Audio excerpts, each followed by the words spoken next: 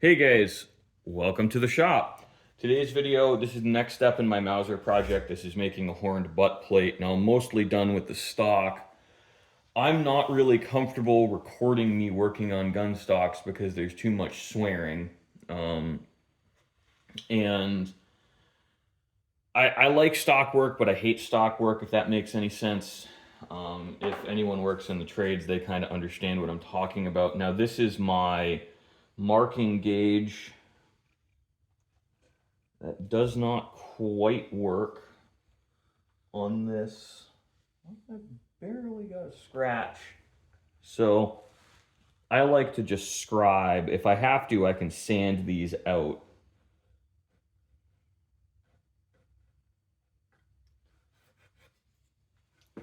And I like to think of this pattern as kind of being like angel wings, if that makes any sense. This is also a really simple, I would consider it beginner-friendly pattern. It's not super difficult, it's not super easy, which is why I say I think it's beginner-friendly. Now you need a flexible ruler on this because there's a compound curve to the butt plate. That's what makes this a little bit more challenging. The pattern itself is pretty simple. The difficulty is in keeping your lines straight.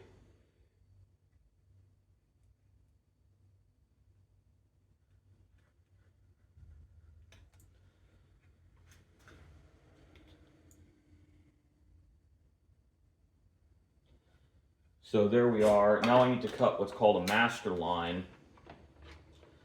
So I like to use a very long 5/8 inch checkering tool. You'll see I don't actually use this to point.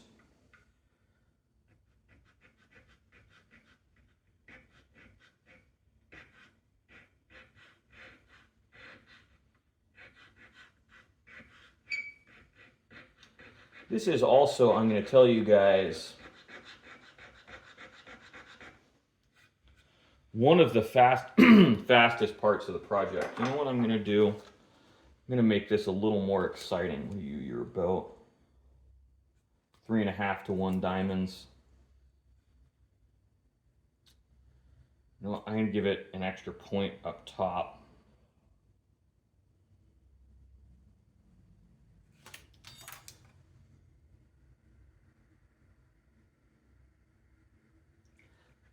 So this is all going to get straightened out.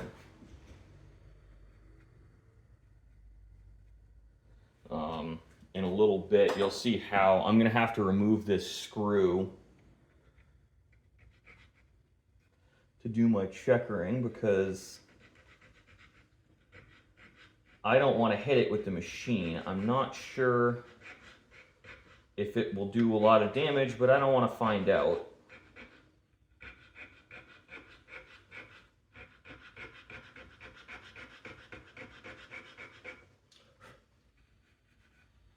So here's another way. If you don't have one of these 3 to 1 or 3.5 to 1,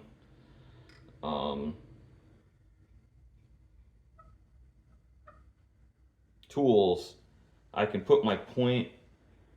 I think I'm going to put my point up here.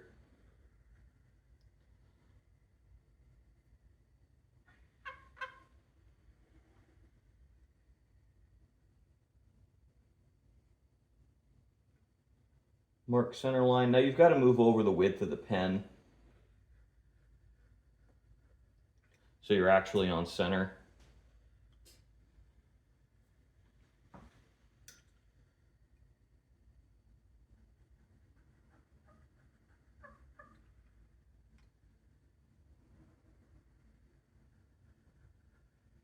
But there we are. There's my extra point. Now I've got to bring these guys in a little bit deeper. Where did I put that tool? Sorry, it's very easy to get distracted while you talk and work. I've never been able to master it, so I like to work more or less alone.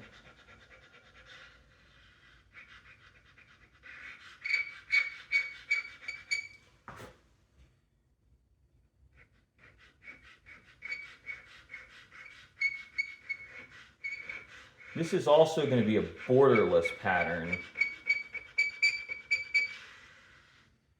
which I have a very strong preference for. I don't like borders. I don't know why. I really don't like two-line borders. So you'll notice almost every gun I do is a borderless pattern. Personal preference, different strokes for different folks. Now, I'm going to be making some buzzing noises because I use a power checkering machine. I'm probably going to have to move the camera or at least rearrange somewhat so I can work. I've got to move this over because where the camera tripod is, it's going to be in the way of my feet.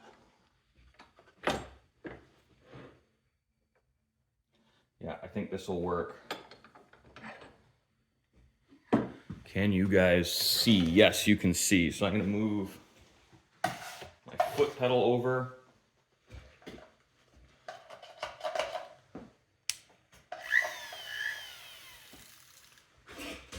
I like to do these in 3 passes. But you know what? That needs to be a little bit deeper. So for deepening lines, I like a shorter tool.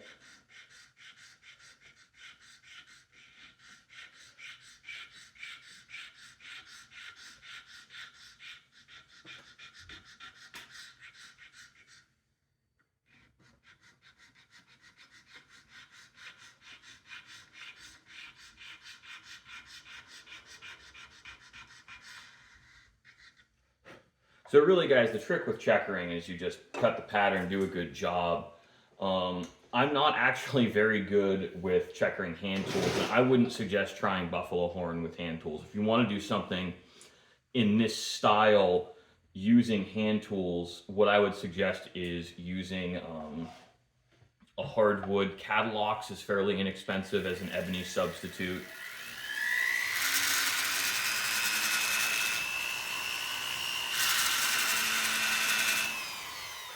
So what you're also going to see is I'm going to have to jump to a hand tool to bring these lines up to that point.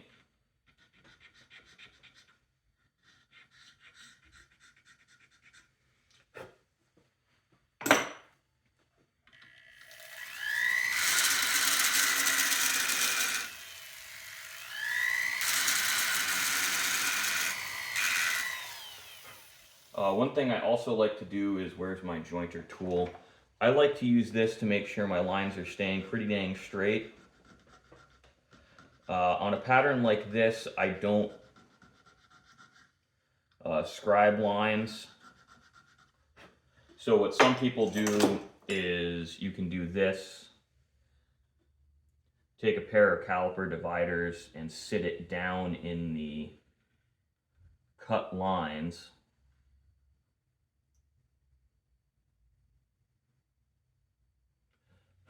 And that gives me a reference point to see if I am going astray.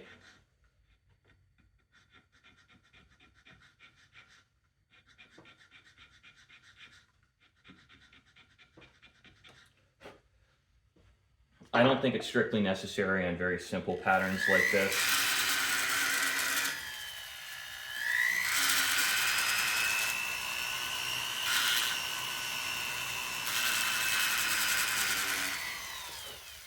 And we'll see I'm not perceptibly off. Now, checkering tools really do want to just go straight. It's good to understand that when you're using them, and try and let it do the work. Don't, muscle it or fight it.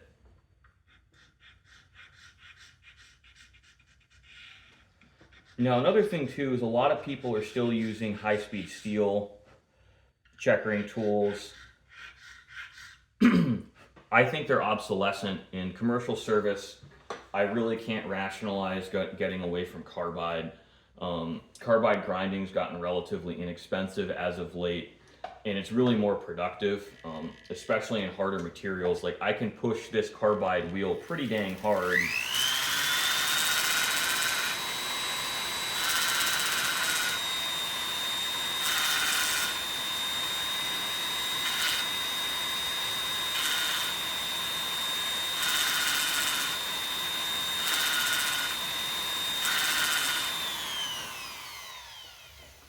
it does a very good job.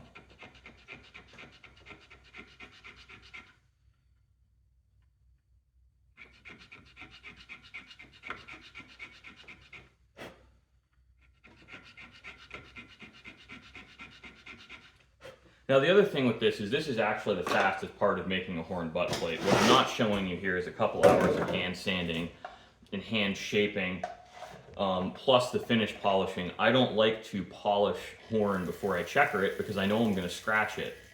So for me, I find it much easier to finish polish with, honestly, my Fordham or hand sanding to say 600 or 800 grit. I find that to be faster in the end because if I do take the tips off the checkering, it's not a big deal. I just go back with the tool and repoint them. Now I've got to make sure this is deep enough and wide enough for my tool to ride in. That's one of the more important things to understand when you're doing stuff like this and I'm bringing my lines up. It's very easy to make a mistake and lines go crooked, or I don't cut them deep enough and then this hops over and we get double lining or slippage.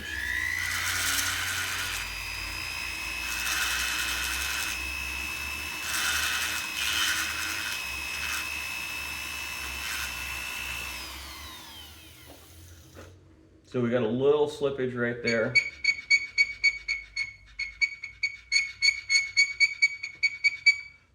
Not a big deal. This is going to straighten it out.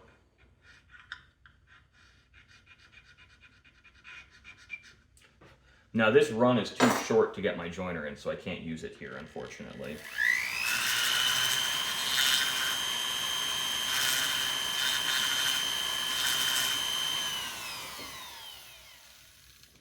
So this is really the fun part where I just want to set my spacing with that tool. But after this pass, I'm not going to be bringing the machine up this far.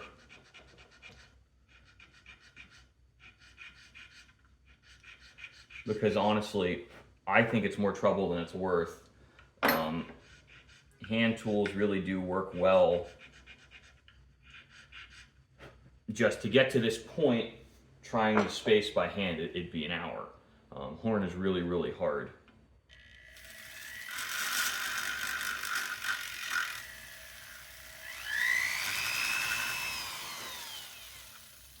So now we have to flip it. I'm going to finish spacing on this side, and then we'll go around and I'll flip it again, and I'll finish spacing the other side.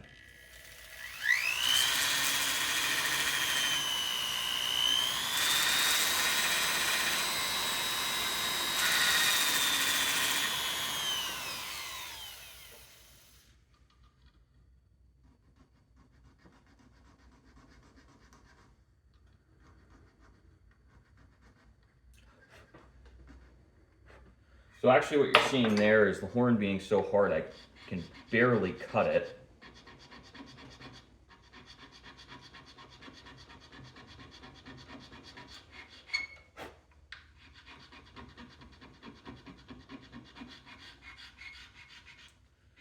And I don't want to dull that joiner because they're not exactly easy to sharpen. So I buy a new one and they're like 45 bucks. So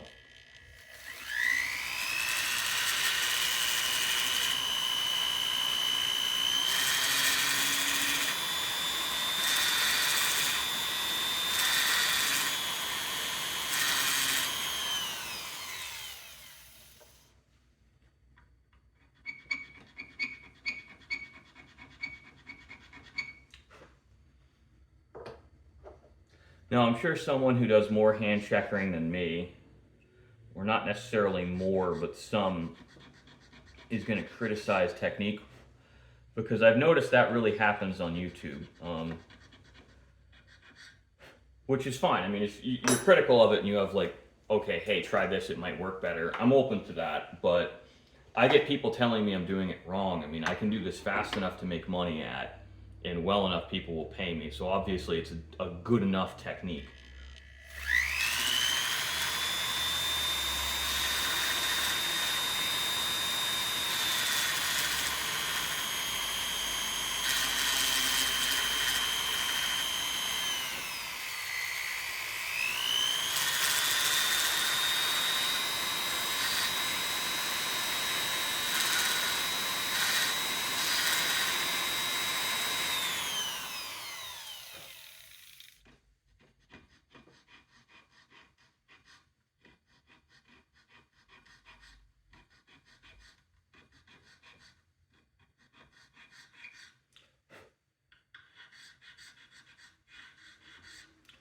I do think horn checkers really beautifully when you get the hang of it. I love this material.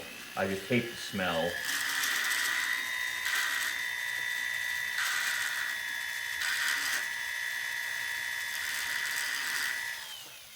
One thing that's never happening again in my shop is going to be heat bending horn. It smells bad. My description on how I feel about how bad heat bending horn smells is not YouTube acceptable. I'll put it to you that way. You can look it up. Some people don't seem to mind the smell. I apparently am one of the fragile few who can't stand it. I've talked to a few people, they won't work with it because of the smell. I don't really mind the grinding and filing of it. It's just when you get this stuff hot, it's horrible. And if you get it too hot, it falls apart.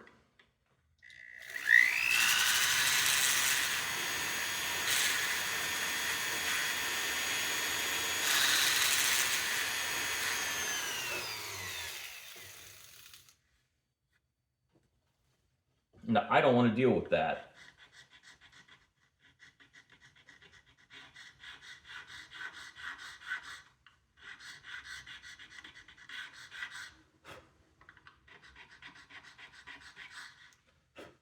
Now, you know what? I need a little more light to see what I'm doing. I hope this doesn't glare on the camera too much. Much better. I think I'm going to throw in my magnifying lenses. Now, these are just 1.5 times.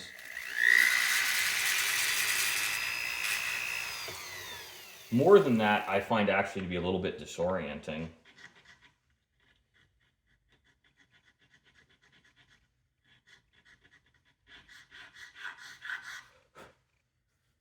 Well, not just disorienting, but I have to have my face so close to the work. It's hard to actually do it. Let me double check. Am I still in frame now that I bumped the camera? Yeah, we're good. So that's actually kind of...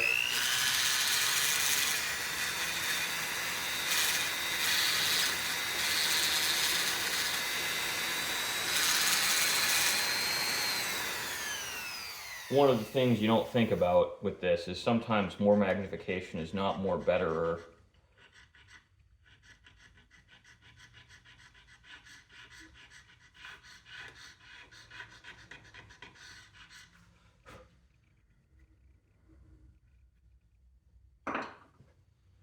This line's kind of gone astray a little bit.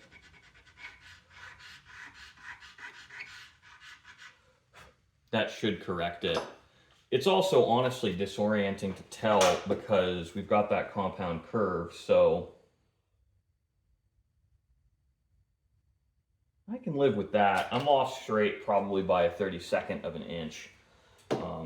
The way to actually spot that, it's not that I necessarily need a straight edge. I just look at the diamond shape, and it changes.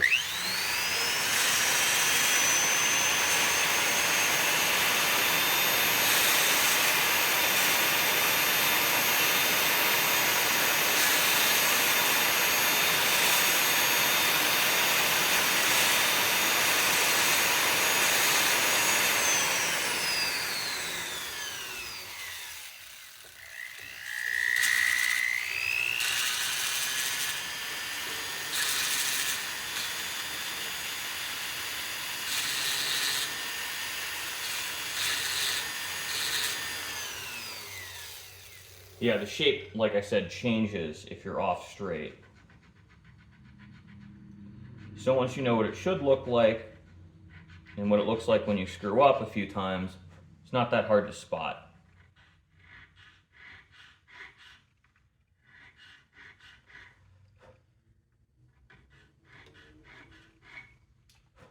But yeah, I mean, this is checkering. It's just take your time.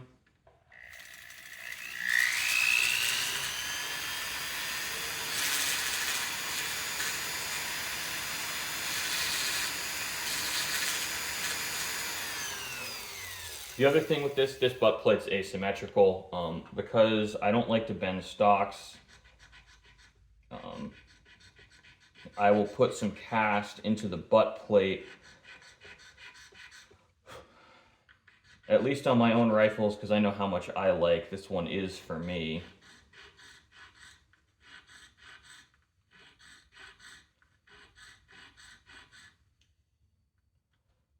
But that's the thing, is I don't put much in. It's probably the equivalent of like 3/8 of an inch, which is enough that a reasonably sized cheek piece doesn't get in the way, which is really all it's for. I'm not huge on big cheek pieces anymore. I used to be huge into the Weatherby style Monte Carlos. My opinion has since changed. I don't think that they're a great stock design anymore.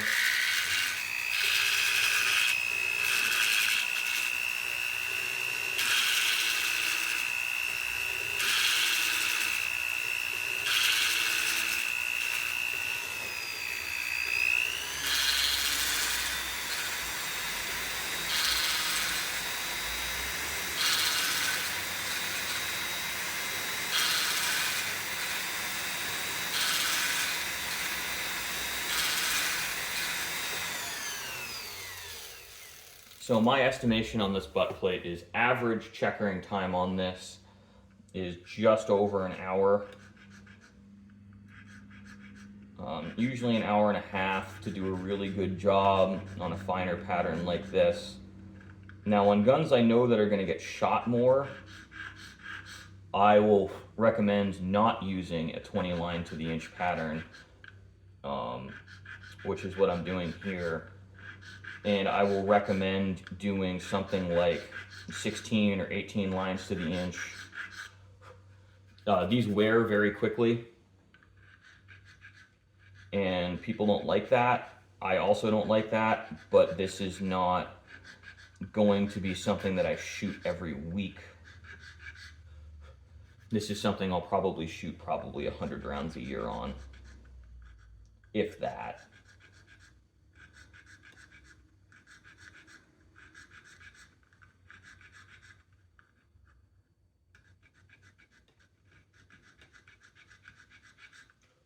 Now this is just, I'm kind of obsessive about it. I like to keep the pattern straight while I work.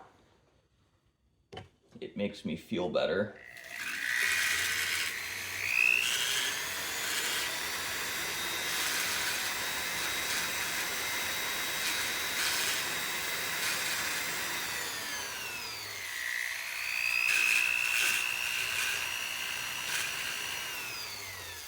So this is where kind of the fun restarts, because now I've got to point the diamonds.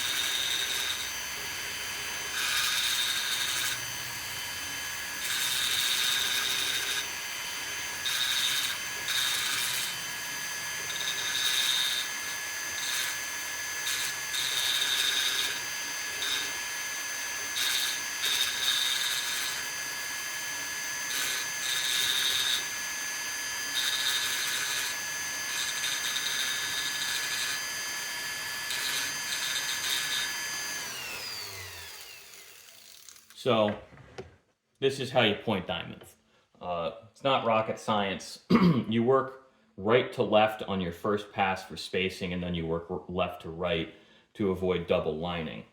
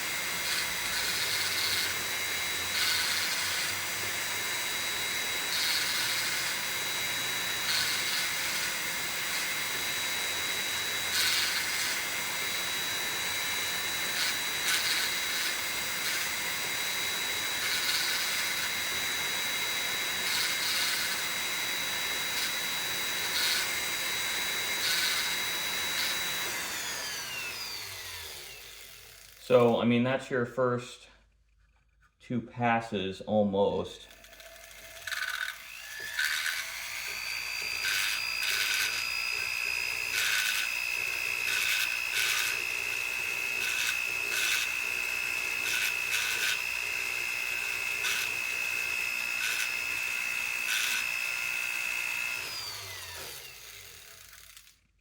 So from here on out, I got to use hand tools to point, and that's pretty boring to watch. There's no rapid progress once you're at the hand tool point. And honestly, a lot of people would be happy with this butt plate at this point. I'm not. I want my diamonds to be fully pointed all the way. I want everything to be very symmetrical. It is not yet because the diamonds are not even depth. So I'm going to even the depth on the diamonds and make everything something worth bragging about.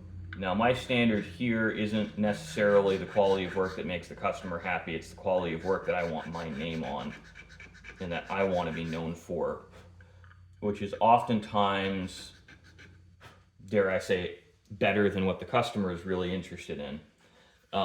And a lot of that's a pride thing, and part of it is I just don't think you can make a good living being good enough. I think you need to be very good. But one of the things I talk about on this channel is doing a good enough job, because the standards are a moving goalpost depending on what you're doing.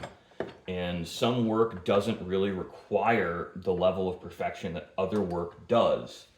And not every customer is willing to pay for top quality work.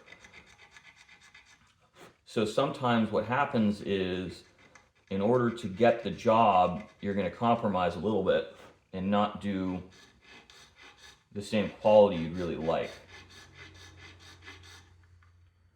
So that's something that I'm kind of big on, is understanding good enough, and also not doing more than what the customer paid for, but certainly not doing less. You know, that's a balancing act. You've got to do what the customer paid you to do. You know, a lot of people want garbage, and as long as it's something I know I can make money on and not hurt my reputation doing, I will continue to do garbage. This is one reason I don't highly polish, is I just slipped right there because I'm talking too much. So I'm going to sand out that slip.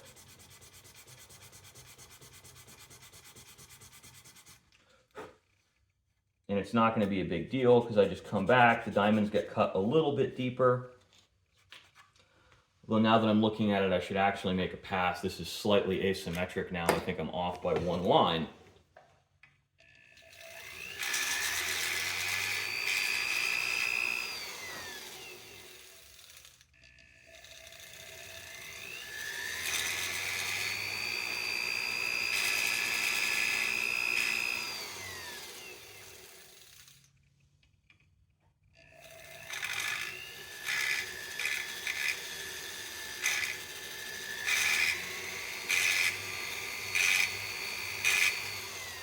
So guys, this is an example of why not talking while you work is important.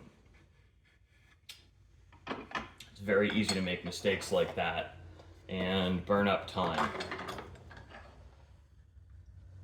So thanks for watching, guys. I'm going to share this when all is said and done with you. I'm reasonably confident it will turn out well, but you never really know. Sometimes it's hard to say.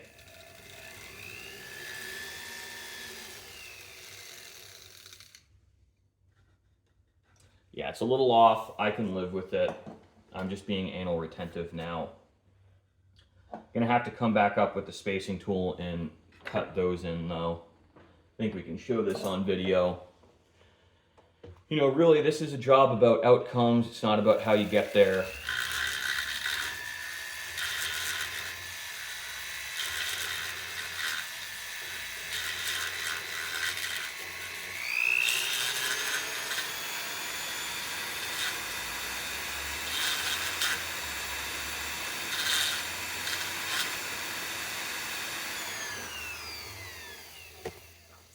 There's some goofiness in here we're going to have to correct by hand.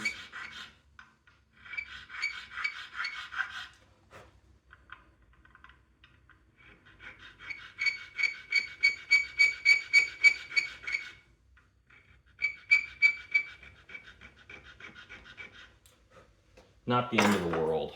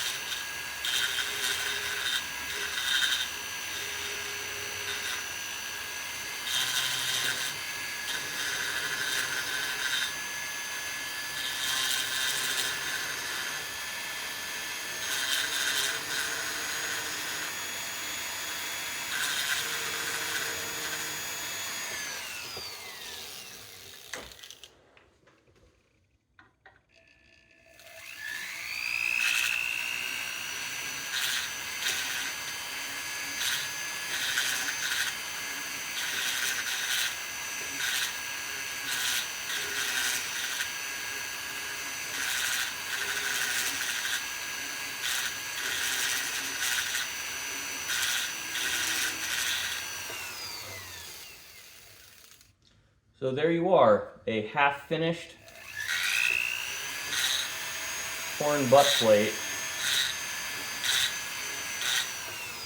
Okay, so there we are with the machine off. So this is a half-finished horn butt plate. Now is the really tedious part of sitting here with hand tools for literally however long it takes. I budget on these, I think I usually say it's about 4 hours plus materials to do an average one of these. This is a slightly more complex checkering pattern than on some of them. In the effort of budget on a lot of these, I'll just cut horizontal striations so they don't slip on your shoulder. Not everyone is able or willing to pay for checkering, because doing just striations like that is literally a few minutes. I mark a master line, I cut the master line and just go. It's really not a lot of labor. Especially once you know that I'm doing it at a coarser spacing than this. And because it's not checkering, and one of the things I like about horn is if I knew I didn't make mistakes, I could go to full depth in one pass. The reason I don't is because I know I make mistakes. So by not going to full depth in one pass, it gives you an opportunity to see your errors and correct them. Just cutting straight lines like what I was talking about, I'm comfortable going to full depth in one pass.